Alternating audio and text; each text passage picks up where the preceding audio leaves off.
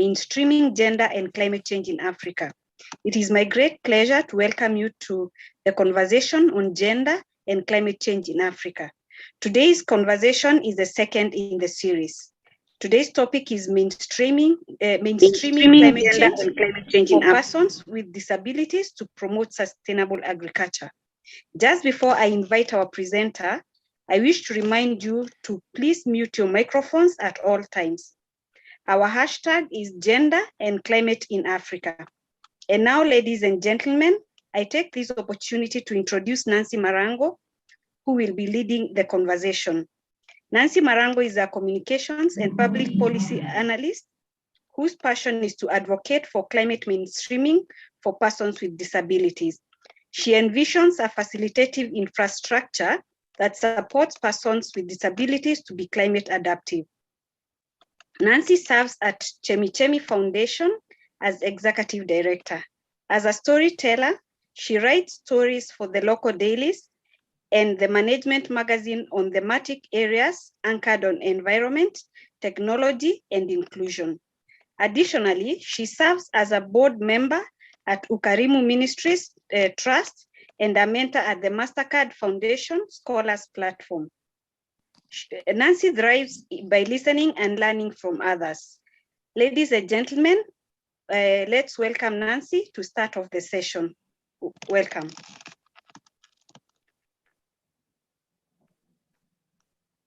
Nancy, please.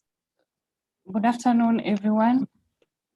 My name is Nancy, as you've heard, and today we'll be having a conversation on how to mainstream agriculture for our brothers and sisters who are disabled. And this is not a presentation per se, but it is a dialogue because most often we forget that there are others who don't have what we have. And when we are making our policies, when we are doing our things, we fail to create a portion for them. Next slide, please. So I'll begin by asking the question, if you will close your eyes, can you imagine the way a blind man can walk to their farm? Do you imagine a person who has a wheelchair having to go to their farm, especially during the rainy season? Do you imagine a deaf person who has to go to a shop to buy farming seeds and technical tools for their farms without an interpreter? What are some of the challenges that do you think they face? And what do you think you and I have a role to make sure that our brothers and sisters who are disabled are able to access all the agricultural services inclusively? My presentation today will actually be on the acronym CLIMATE. Climate, and you can see on the first slide, we have different photos on the different causes of climate change and its effects. Number one, when we cut our trees, we experience what we call deforestation. The first photo there shows Gwasi Hills, that is in Obambe County, where the people there have cut trees. So you can imagine if a disabled person has a farm next to that area, how will they climb up that tree, probably to plant their mango trees, their avocado trees, or even their vegetables for their livelihoods? On the second picture, we have a gully that has been caused by water, running water. And again, you can imagine a blind person having to walk during the evening and they cannot see where that gully is, and they possibly and probably fall there. And thirdly, we have the effects of climate change, which is the rising sea levels. If my brother or your sister or cousin had a business there and now they cannot have it because of the rising sea levels, that is how climate change is affecting all of us. Whether us who God has given the privilege and opportunity of being in good health, or our brothers and sisters who are disabled. But as people always say, disability is not inability. And that's why, even in our agricultural systems and practices, we ought to ensure as much as the climate change effects are the same for all of us. For example, lack of water, that is water scarcity, food insecurity, poverty, diseases and health. In the same way that Faith, in the same way Tabitha will experience these challenges, it's the same way someone who is disabled in Meru County, in Kisii County, in Makueni County will experience these effects of climate change. But for them, the degree of the effect will be higher because they don't have the privilege and the opportunity to get to the next medical service, to access the next medical service with ease, or carry a jar of water on their back to go and fetch water. Next slide. So what are some of the limitations that persons with disabilities face when it comes to sustainable agriculture? I will condense the list that you can see there into 3. I will talk of financial challenges, technical challenges, and climatic challenges. I will begin with the climate challenges. As I have highlighted, water scarcity is very key. Lack of the knowledge and the information on how to adopt the climate change itself is a problem. For example, how many of us know or are aware of the number of counties in Kenya that have climate change acts? That's a rhetorical question. If probably you and I don't know, what about the person in the village, in Kakamega, in Homa Bay County, or even in Kisumu, in the rural farthest corner of that county? If you and I don't have access to that information, how will that information reach them? Then secondly, there is the technical challenge that the persons with disabilities face. That is, for example, the lack of farming tools. Most of them don't have adequate tools for trade. While you and I are in town, we can walk into the next shop. We know where to get all these appliances. Most of them have the challenge of even going there because number one, probably if one of them is on a wheelchair, they may need a caregiver. If the caregiver is not available, they may not be able to get there. Secondly, if someone is deaf, they do not have an interpreter. It will be difficult for them to walk into a shop and the person who is not able to communicate with them to be able to know exactly what they need. Then the other challenge, then the other technical challenge that they face is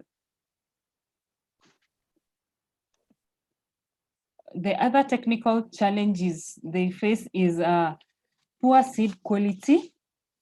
That is, they lack information about the type of seeds that they need to buy so that they can plant.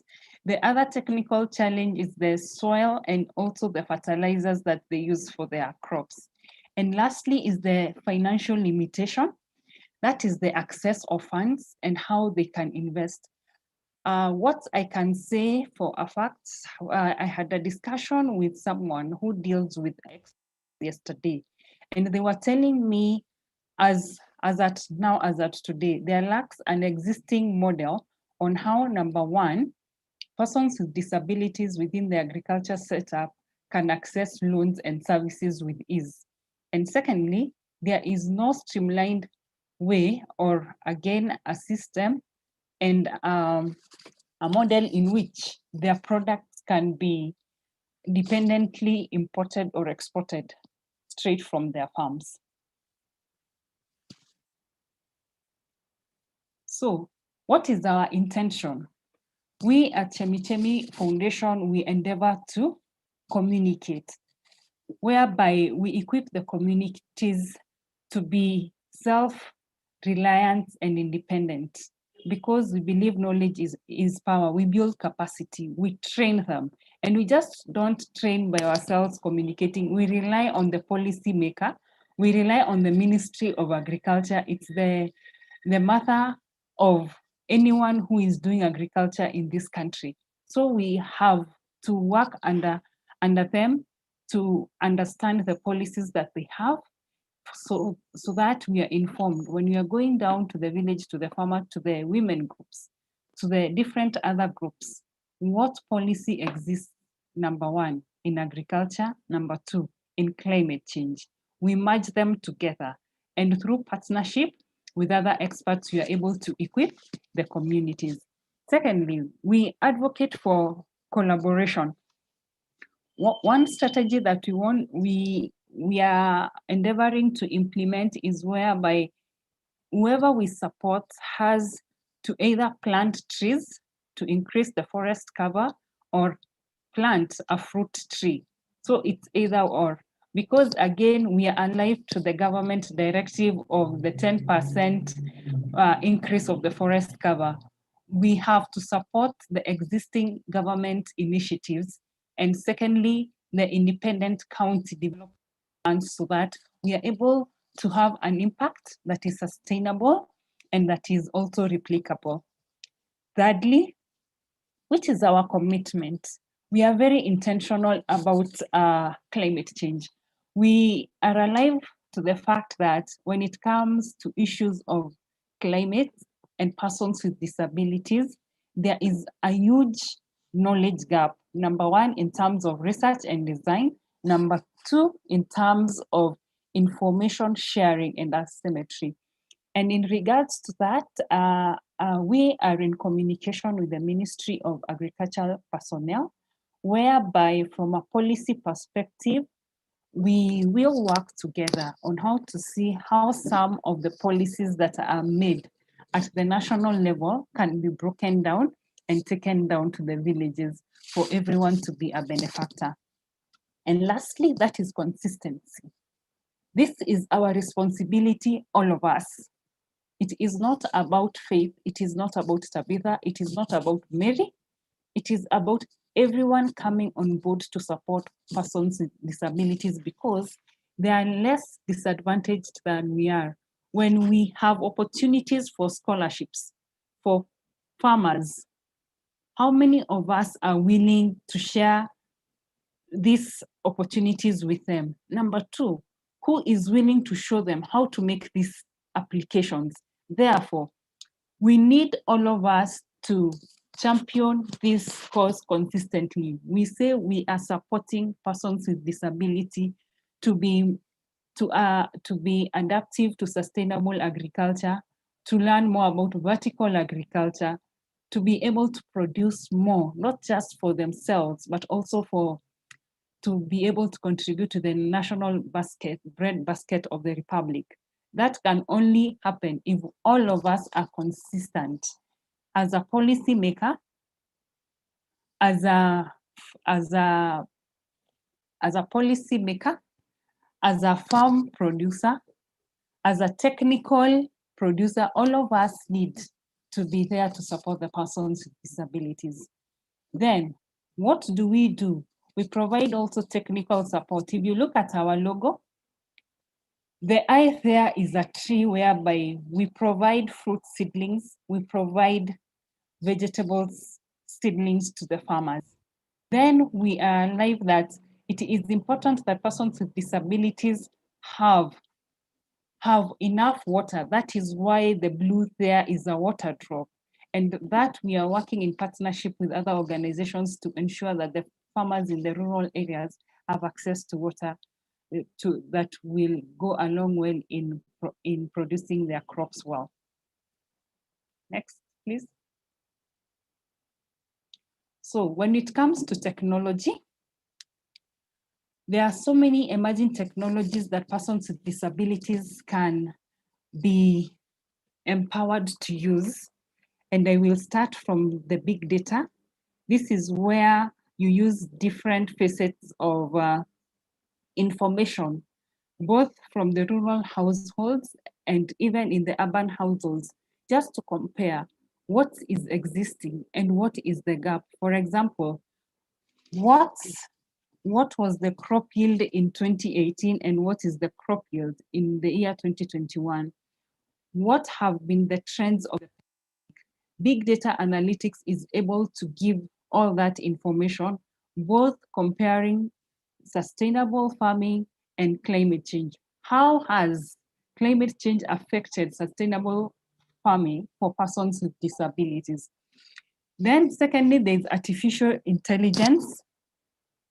These are machines that can be used in farms to be able to monitor crop yields, to be able to monitor pest control.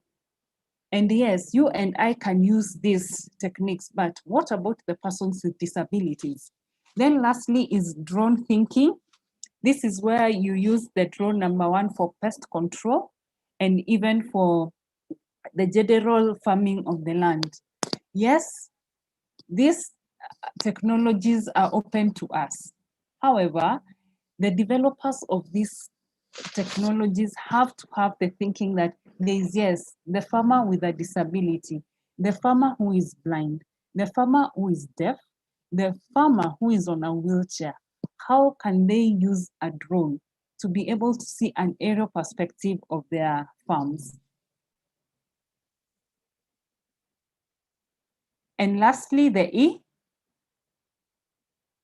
because our presentation was centered on climate, how we, and what are our experiences and what are our expectations.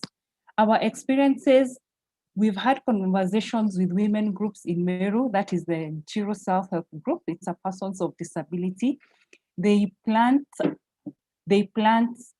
avocado seeds and macadamia seeds. However, due to water scarcity, the group is not able to produce the numbers and they are literally being forced to engage in other activities such as table banking, which honestly, I believe it is not right, because if we as stakeholders in agriculture can go and on board and bring and pull resources together, have a borehole for such a group, it will be easier for them to continue with their farming activities. Secondly, there is the Kakamega group of persons with disabilities. The same issues of water scarcity, low and poor seeds quality, and lack of also of information. Those are the key challenges that are facing the group. And lastly, there is the Kiambu deaf farmers. For them, again, it's communication and lack of the expertise, because you and I can talk of smart agriculture, we can talk of vertical agriculture, but for them, who is there to take this information? And that is why we exist. We are willing to work with partners to ensure that the person with disability is able to learn and to practice sustainable agriculture. Thank you.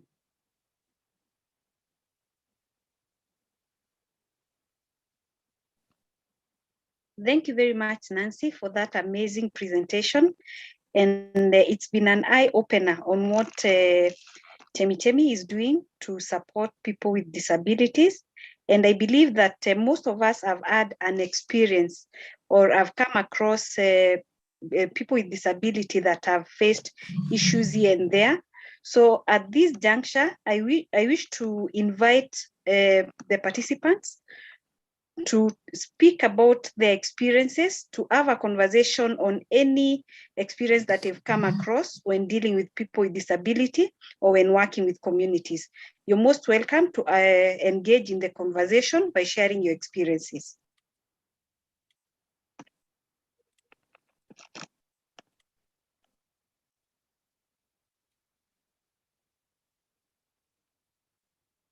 The floor is open, please. You can show your interest to raise an issue or to engage in the conversation by raising your hand.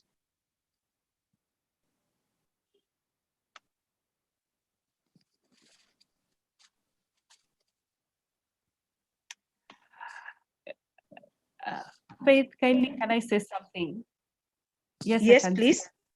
Yeah, I can see a hand is raised, but just before I respond, I will listen to Bemisola. I would like to say that issues or matters disabilities when it comes to farming are very complex because of one major thing. lack of assistive devices. It is very difficult for me to go and take seeds, go and plant, while someone does not have a white cane, while someone lacks hearing aids, while someone lacks a wheelchair. And I believe if the first need is addressed, the provision of the assistive devices, it will be easier to get the policy now to flow. And I believe the National Council of Persons with Disabilities is what we are working together, and they've been very supportive. And I believe the Ministry of Agriculture is also on board in this meeting. During their next financial year, I believe and hope, and this is a very humble request, that if they can have a budget in their work plans for assistive devices as part of their corporate social responsibility, that will really help in promoting sustainable agriculture for persons with disabilities.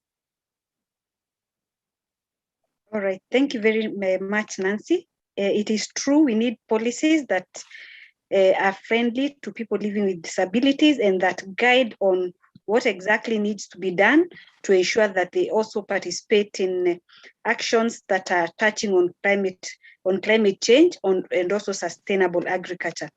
I can see there are quite a number of people that would like to engage in the conversation.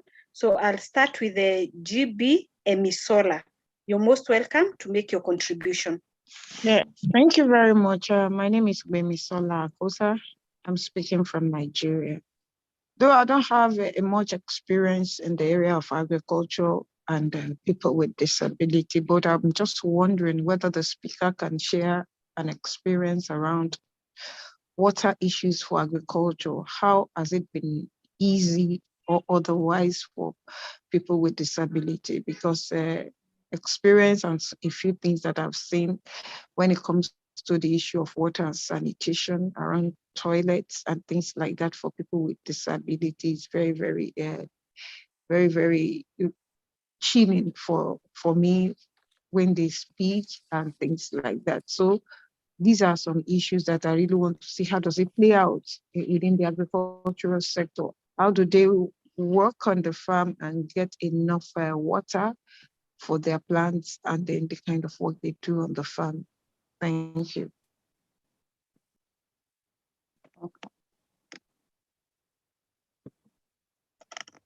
Nancy, please. Thank you for your question, and greetings from Kenya to Nigeria. Water scarcity is one of the climate change effects, and persons living with disabilities, for example, in Meru County, where I come from, the Nchiru Self-Help Group, have had to postpone not more than once their farming activities because of lack of water. This is because they don't have a constant water supply to water their crops. So the only other way that they have to do is send caregivers to go and fetch water, which is at a stretch, a very distant place from where they are. And the other challenge is, will they fetch water to use for their household needs, or will they fetch water to plant the crops? When it becomes a challenge to strike a balance between livelihood and wanting to have a means of livelihood, most of them will choose livelihood, that is to live. They'll fetch the water to use in their homes, meaning the agricultural part of it suffers to a greater extent.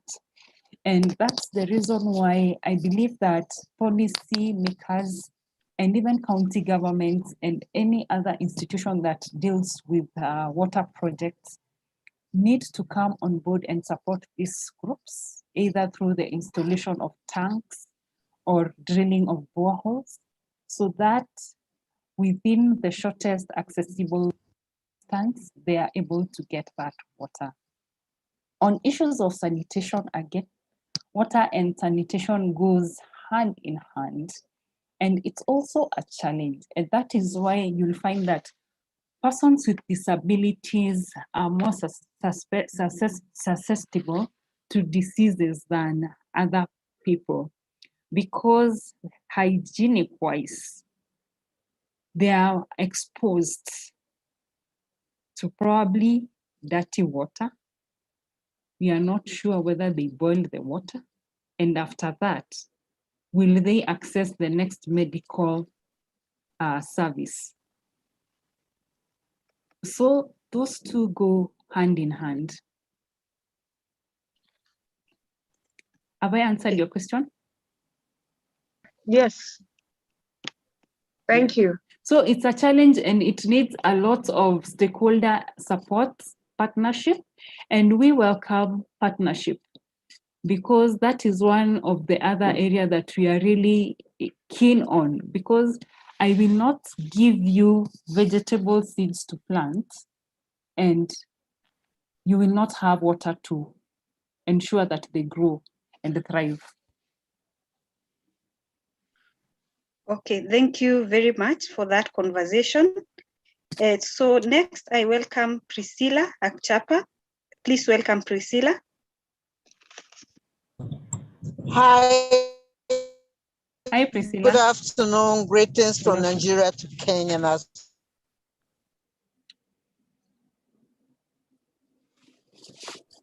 well. Hi. Good afternoon. Can you hear me? Yes, we can hear you. Can you hear me? Yes, Hello? I can hear you. Yes. Can you hear me? Yes, we can hear you, Priscilla. Thank you for that explanation. Just as Gbemisola asked, hi, Mary. Mary Nyasiman, I hope you are there. I saw your name there. Good to see you online. But just say that with the support of ICCASA, as most of you would have known, that Nigeria developed, was able to get their first national climate national gender action plan on climate change. And while we were in the fields doing some consultations, we had some issues, especially with the people with disabilities and agriculture. There are 5 thematic areas of this action plan, and agriculture happens to be one of them. And so we wanted to get information from people with disabilities, and it made it very difficult. So Nancy, the question I'm asking is that, are there policies or framework, because we're in the course of developing the framework of implementation for this action plan, and we're looking at how can we get the people with disabilities be mainstreamed into the framework of implementation of the action plan. We have tried to look around to see if there are good examples, but we are yet to see. So if you have any, like something like policies or something that we could use as a platform to launch this into the development of the framework, that will help a lot. I tell you, it has been a huge challenge in data. It's been a huge challenge getting the people with disabilities to be able to see how much involvement there are when it comes to the issues of agriculture, and water and sanitation has been the biggest challenges that they are facing. So I would like to hear more about it. Thank you very much, Priscilla. Sorry. Thank you very much, Priscilla, for your question. And what I will say, you and I face the same challenge because, number one, getting data on persons with disabilities who practice agriculture for us, we depend on our county government representatives and the National Councils of Persons with Disabilities. those are the people we work hand in hand and depend on them to provide for us the data. This is because in terms of research and design, very little has been done on the area and gives us again the opportunity to explore partnership and carry out more research about persons with disabilities, agriculture, and climate change. In terms of policy and framework that exist, truth be told, here in Kenya, we are looking at our national policies that exist and contextualize them to implement our programs. And what I will suggest, since you already have one document, I will be willing to partner with you and we can work together to develop the frameworks that you are looking into. This is Dr. Mary Nyasimi. To add on to what Ms. Nancy Marangu has said, as well as to address what Priscilla questioned about, when we look at the national determined contributions that countries have submitted to the UNFCCC, as well as the national adaptation plans or the Climate Change Act or policies that each of the countries have, none of them actually mention people living with disability at all. Some of them do mention women, some mention youth, but people living disability is a silent thing completely. And that means any climate change actions or strategies or activities that countries, particularly in Africa, are going to undertake in the next 10 years up to 2030, there'll be no focus on people living with disability. And these are one of the group that is highly affected by climate change. Thank you. Thank you, Mary, for that. But I believe it's an opportunity for us to address this gap as partners, because together we'll always do more. Because a problem is always an opportunity to provide a solution. Okay, thank you very much for that insightful conversation. I welcome Dr. Oko George to engage in the conversation.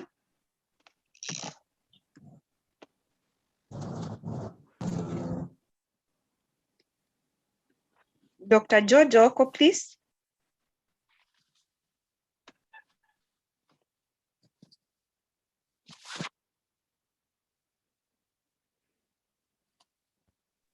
Hello, Dr. Yes. George Oko.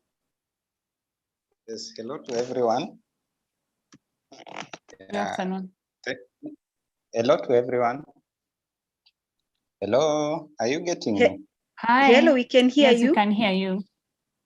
Yeah, thank you very much. I'm Dr. Oko George at Kenya University, a lecturer. So my concern is that having been in technical institution, we have been having people living with disabilities, and after they have completed their diploma, there is really a great challenge trying to absorb them in working places. I think there is a lot of work that should be done so that there can be a deliberate effort to ensure that people living with a disability also have a comfortable work environment.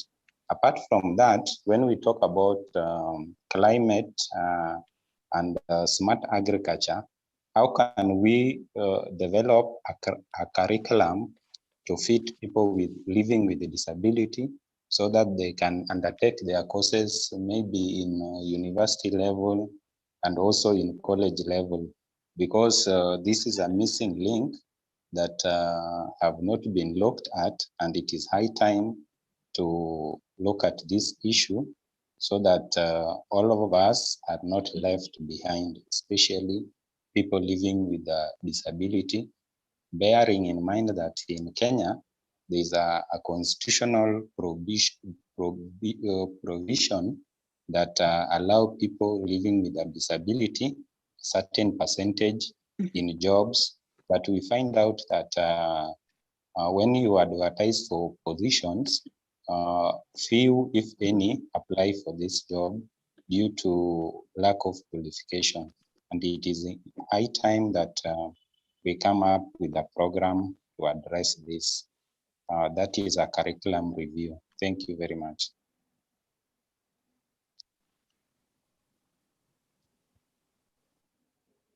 Okay, thank you very much, Dr. George. Dr. Oko. All right, go ahead, please, Nancy. Thank you very much for your observation. For Dr. Oko, I will not say it was a question, but I will say it's an observation. He's very right. I was having the conversation about job opportunities for persons with disabilities with Sister Judith. She's the head of St. Lucie School of the Blind.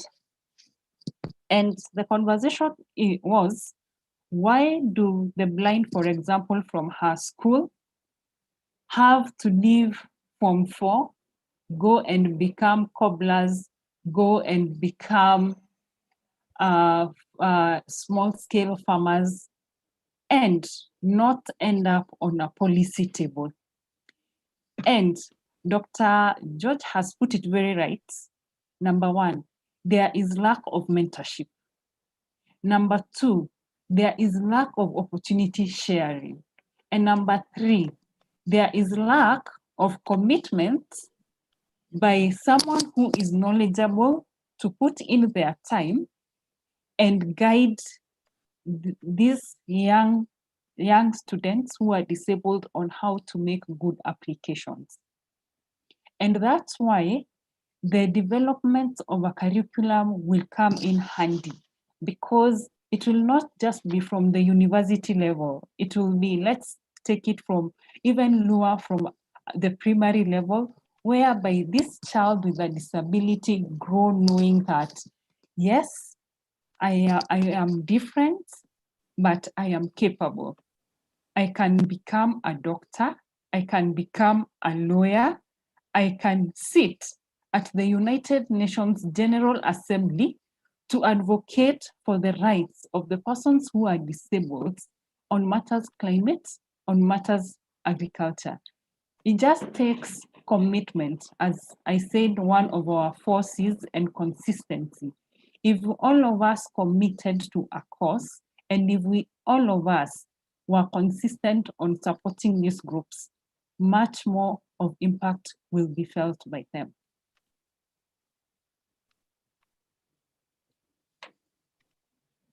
All right, thank you for that insight, Nancy. It is very true that there's a lot of mentorship that is needed, so that again, when policies and when decisions are being made about people with disabilities, they can be at the forefront of speaking, since they have more experience to what they go through.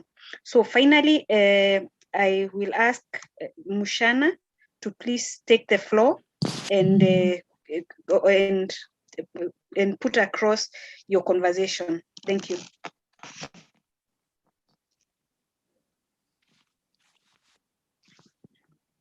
Mushana?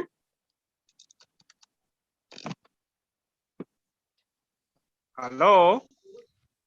Good afternoon. Hello. How are you? Oh, are you able to hear from me? Yes, we can hear from you. Okay, thank you very much, and greetings from Uganda. I'm Ivan Mushana, the director of Free Uganda Academy. We are a youth-led initiative in agriculture and environmental conservation with a wider view of contributing to climate change mitigation. And I will put across our model of how we are trying to make it more inclusive, so that even people with disabilities can have an opportunity to participate inclusively, especially in programs and activities and projects that address climate change, which I can say the climate justice. Disability varies and comes in different forms. People may have disabilities differently, and we try to see how to accommodate everyone. at different stages of our implementation because we value everyone's contribution, and we feel if some can be left behind, then we can lose on their contribution and their efforts. So those with the visual, audio, and physical or biological disabilities, we accommodate them because during the project implementation, we have different stages we undergo, right off from the planning and decision making. It comes to actual implementation, which needs physical participation. And of course, someone with no hands or with no arms could not participate in actual planting, but can be relevant when it comes to decision making. So how we try to accommodate everyone, we try to work in 2 groups. We participate with local communities, we help them form groups, especially under the village savings and loan association model. We try to integrate the VSLM model because at the end of it all, we need to address the access to finance issues, whereby these local communities, if they are encouraged to save, it means they can afford just some simple requirements that may aid them to participate. However, we go ahead to link them to financial institutions, the available local financial institutions, so they can get some soft loans to enhance their savings and address the access to finance, because we cannot eliminate the access to finance in the equation of inclusive participation because it's very paramount. Everything needs a financial input. So thereafter, we have to formalize their groups by ensuring they register with the local authorities, especially at the district level, so they can attain a formal status and a recognition, and perhaps linked to the government for any other kind of support. And this one creates a sustainability plan because we feel if there is a group of people, there would be knowledge sharing, collective visioning, and joint decision making, and doing so because of the collaborative efforts at grassroots level, then we are sure of the sustainability of the project or a program. So by encouraging working together, it means every person with a disability is enabled a platform to participate, either by participating in decision making. Those who can maybe have physical disabilities, they can participate in deliberations and decision making. Those who maybe have no mental capacity, then they can participate in actual physical work, especially when it comes to planting. For example, planting trees. I use this as a case example where we are engaging everyone in planting of trees toward the environmental regeneration program. So, however, we have to first study and examine the kind of the disability of our members. Then we address their needs of participating according to their disabilities, especially where we are guided to know where to involve them at the different stages of the implementation. So with that, I thank you very much and for this program. And I would wish that we can perhaps be linked together so we can keep on sharing more. And I will be glad to also keep hearing from you. And for the similar programs, kindly please notify me. I'm always available to participate, especially in deliberations and concept paper generation, to ensure everyone is included in the climate justice and perhaps the entire global movement of climate change mitigation. And thank you very much.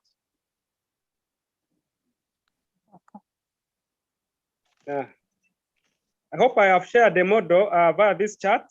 You will find a solution which we submitted in the Panorama Solutions 2018 and approved as one of the best Panorama solutions for a healthy planet.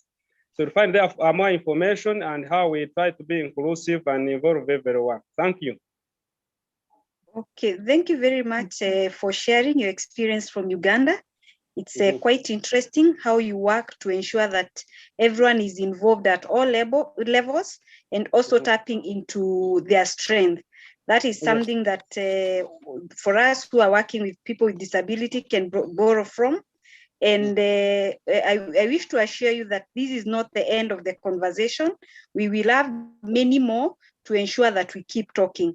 So finally, because our time is over, I will give an opportunity to just one more person that has just raised their hand to make their contribution as we close. Marceline, please. Thank you very much. My name is Marceline from Nairobi, Kenya. And I'm happy to be part of this conversation. The only comment I would have is the level of engagement and involvement of persons living with disability. It is good that we are having these discussions at this level. However, I've noted that very little is being done to ensure inclusion of persons living with disability in these discussions. For example, like even this particular webinar, there is no interpreter, sign language interpreter, and there are no farmers themselves. Yes, there are no other the farmers themselves. There are no other enablers that can ensure that they also take part and also share what they feel and from their own perspective, what they experience and what they would like to be done to them, so that we do not just perceive them as people who cannot give any meaningful contribution, but also as people who can also have ideas that can help in improving their situation. Yeah, that's my contribution. Thank you. Thank you very much, Marceline, for that observation. It is very true. A few weeks ago, I was checking at the FAO online learning platform, and there are all these good courses that you and I can easily log in, gain knowledge on inclusion and sustainable agriculture. But at the back of my mind, I asked myself, now that I am reading, what am I going to do with this knowledge? And I asked one of our partners in Kakamega, she's called Lucy. Lucy, if I sent you a link for you to study a course for free, will you mind? She said, no, I will not mind. Share the link with me and I will log on to the portal and learn. And graciously, I shared the link with Lucy. I am yet to follow up with her whether she logged onto the portal and to read and learn. And that left me asking myself a big question. How much is much can I have for myself? And what is my role play in ensuring that the same portal I can log on online, the person with a disability back in my village can access the same portal and read and learn? Because we find that there are very, very good online courses for free. The information is there, but because of the gap that exists, the literacy levels, most of the times it serves as the barrier between rural poverty and urban knowledge. And if all of us again can commit to share the information that we have with the persons with disabilities wherever we are, that way we will be able to bridge the literacy levels.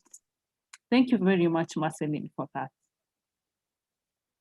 Okay, thank you very much, Marceline and Nancy. It is true we need to ask ourselves those questions, and that will help us to be able to think about how we can make it more bearable for people with disabilities, to be able also to enjoy some of the privileges that we enjoy, especially like Nancy has mentioned on the online courses. And now with that, ladies and gentlemen, we come to the end of this conversation. I wish to request Nancy to close for us. It has been a great pleasure hosting you. The conversations are going on. We normally hold a conversation on a different topic that is related to climate change and gender. after every 2 weeks. You're most welcome to share a topic that you would like to lead in the conversation, so that you can be given an opportunity to also speak about what you do and also engage other participants on what can be done so that we can work together towards achieving what we are really, what we really intend for to be able to make climate change interesting to everyone, to be able to make the conversation continuous and also engage many, many more people in what we are doing. So thank you very much. Nancy Marangu, please close for us. I would like to close by retaliating to my presentation today. My presentation was on climate, looking at the different facets of climate change and sustainable agriculture.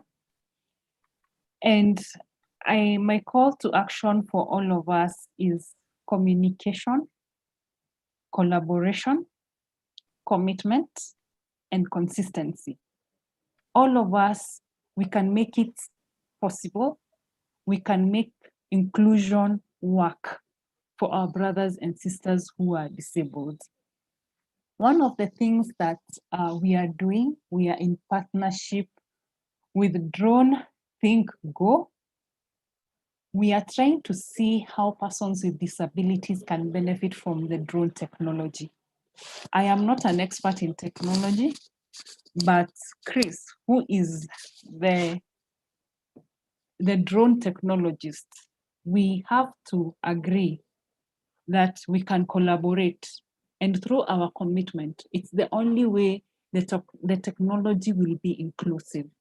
I want to take this opportunity also to thank you, Tabi, Faith, and Madam Mary for giving me the opportunity to share our experience. We are relatively young. We began our operations in January 2021, but the journey is interesting, the journey is amazing, and I believe again, through commitment and through our consistency, when we hold each other's hands, we'll be able to make inclusion attractive, inclusion prosperous, and inclusion part of the conversation at the level of the UN General Assembly. It is Kenya that will be sending representatives to the UN General Assembly. We cannot wait for other countries to do that before us. So we have the chance. We have to take the chance. Thank you.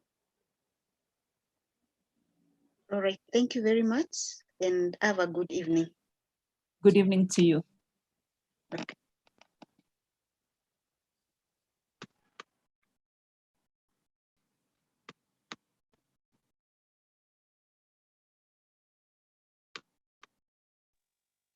Good evening, all.